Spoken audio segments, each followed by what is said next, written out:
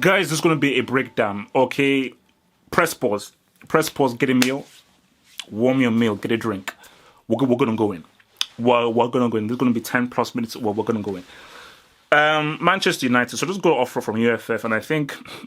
So obviously, UFF, as you may all know, Terry is a United fan.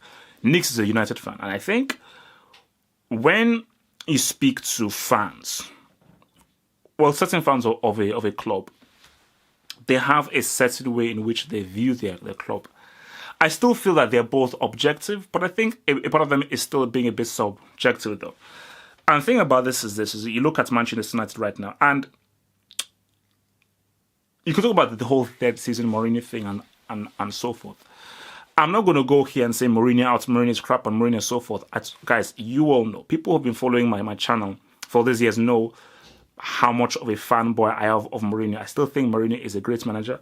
He's one of the greatest characters that has ever been in football. That's just a fact. And the thing about it is that Mourinho isn't crap now. It's not his crap. There's such a thing as a good fit and a bad fit. It's as simple as that. Ancelotti is a quality manager. Nobody will deny that Ancelotti is one of the GOATs with regards to management. He did not fit at Bayern Munich. He didn't fit with the players. They fit with the regime. The players did not really respond to him, and you saw that on the pitch. This thing with Mourinho right now, Mourinho with these sets of players, it's not a good fit.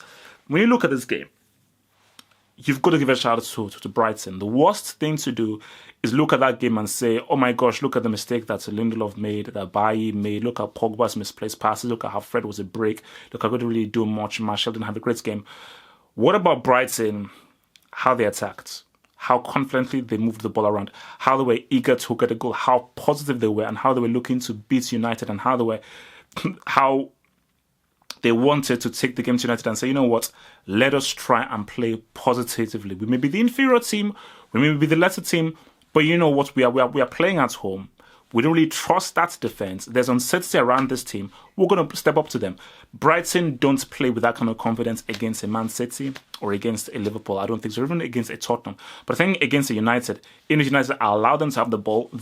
Chris Hughton, who is one of the most underrated managers in the league, was able to say to his boys, boom, let's go, I'm going to hit them. You see, this was the issue I was saying on the UFF. United's defense hasn't been good. For the 3 years, it hasn't been good, and a lot of their losses have come from defensive mistakes. But it's twofold. Individuals must be blamed. Lindelof and Bailly must be blamed.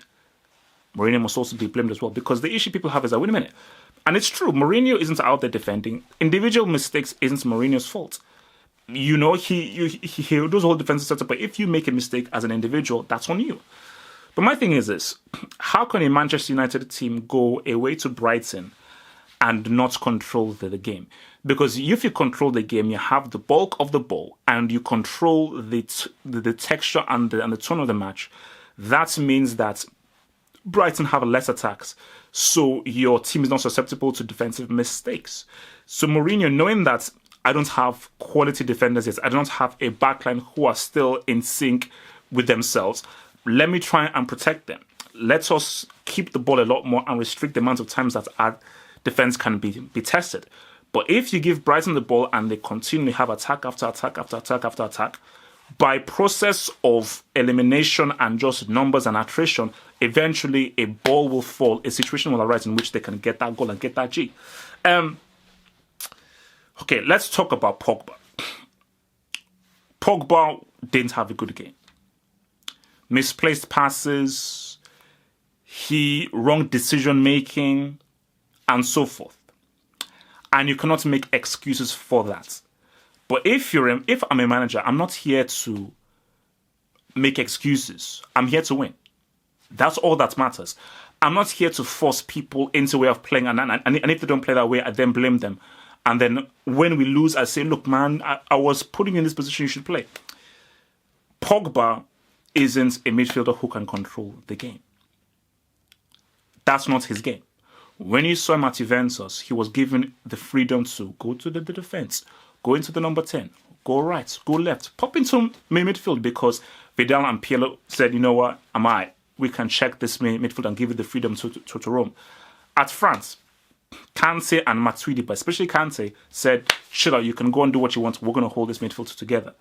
Now, the issue is Pereira and Fred Flintstone can't hold the midfield.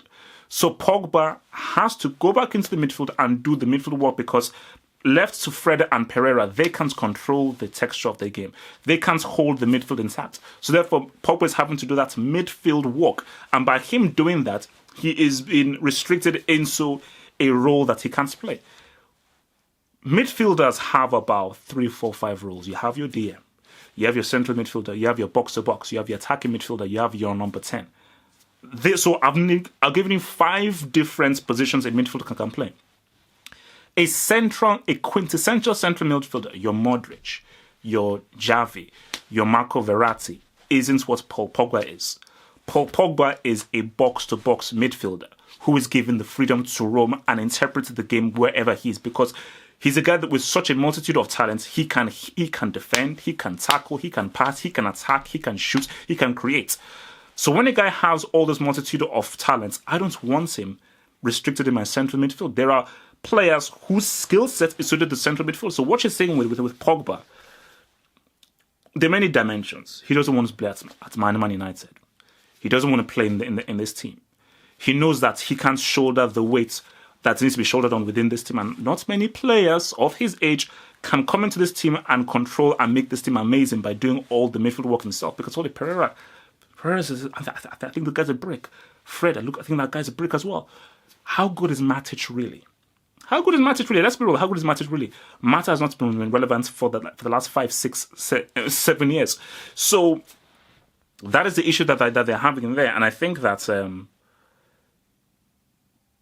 if Mourinho persists with Pogba, you're my midfield controller, and the people now start criticizing Pogba for that, you're like, you can't criticize somebody playing a role that they can't play.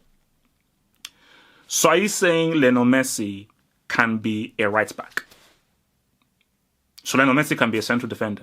So Lionel Messi can be a DM. Are you saying Cristiano Ronaldo can be a central defender? So Cristiano Ronaldo can be a central midfielder who can control the texture of the game. So people, no, doesn't matter how amazing you are, there are roles you're strong at and there are roles that you're weak at. And the job of a manager is you look at a player and say, okay, these are your strengths, these are your weaknesses. There is no player on this planet that has no weaknesses. None. Apart from Marco. Okay, none. Ronaldo has no weaknesses. No players have any weaknesses apart from the horsemen. So none of them do. So you got to make sure that you don't accentuate their weaknesses and you focus on their strengths. You look at Martial. Again, in this game, I was looking at. I think Martial is a striker. Fair enough. People say he's not a striker. At worst, he's an attack-minded wide man. An attack-minded wide man is 2018 is pretty much a forward who makes diagonal runs, comes into the striker, and is pretty much a striker. But he's a striker that plays out wide, a la Bale, Cristiano, Robin, and so forth. The Martial that I'm seeing in this game, for most of United, is a dude that plays right out wide, fully as a winger. And once you restrict him like that in a system that is defensive, very pragmatic, you're not going to see the best of Martial. So what is the picture that I am painting here? The picture I'm painting here is Lingard, Lukaku, Martial, Pogba, Mata. This is an attacking team. This is a team that needs to keep the ball and play one-touch, inventive, creative football. Mourinho isn't like that. Mourinho is not going to go onto the training ground and draw up charts and setups for playing one-touch, inventive, attacking football. His focus is on control, on structure, organization, defense, restricting the opposition, and being effective and economic with the ball. But with the players that these guys have in the characteristics of this place, that's not going to work. So I said this before the end of the season, and I thought that I didn't know we would have to have this discussion now. I thought that's okay. 5-6 games in, that's when the cracks will begin to show. United said that win over Leicester City was not an easy basic win. That was not an easy basic win. To lose 3-2 to Brighton. First of all, to concede 3-2 to Brighton, that's messed up. For Manchester United to concede 3-2 against Brighton is flipping messed up. So, Manchester United are in a very tough situation. You have to sack Mourinho in the summer. You sack Mourinho now or in December, are you sure a new manager is going to come in with this team and completely turn them around? It's risky. It could happen, but it's risky and it's unlikely. Coming in the middle of a season in a team that this is a very unbalanced team. I could just say it's a very unbalanced team.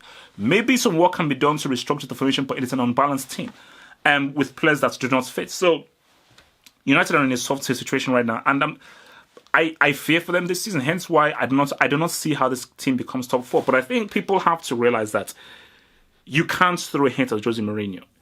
The dude won a treble, one of the best treble wins of all time with Inter Milan.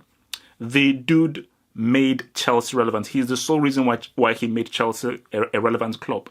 So what he did with Real Madrid, breaking the record with Real Madrid as well. You see what he did with FC Porto, winning a flipping Champions League with flipping FC Porto, UEFA Cup, and then a Champions League.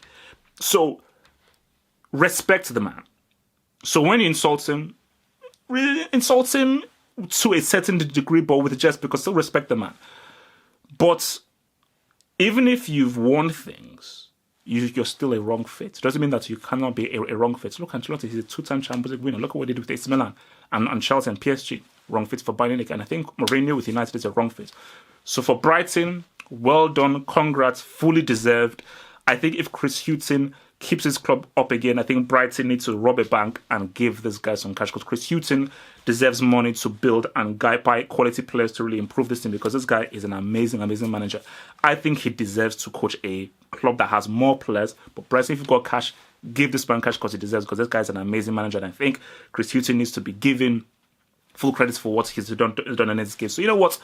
That dude, I'm going to give it to Chris Hughton, man. That dude for me is Chris Hughton, based on his management and how he was able to create a tactical ploy to be able to implement and fully expose United.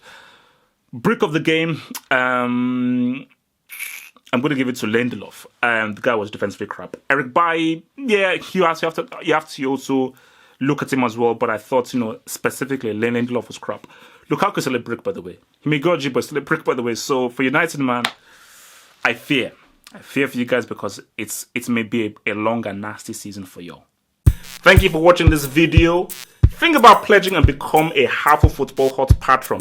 Pledge an amount each month and gain access to exclusive videos from your boy, the Football Hot, for more analysis. Peace.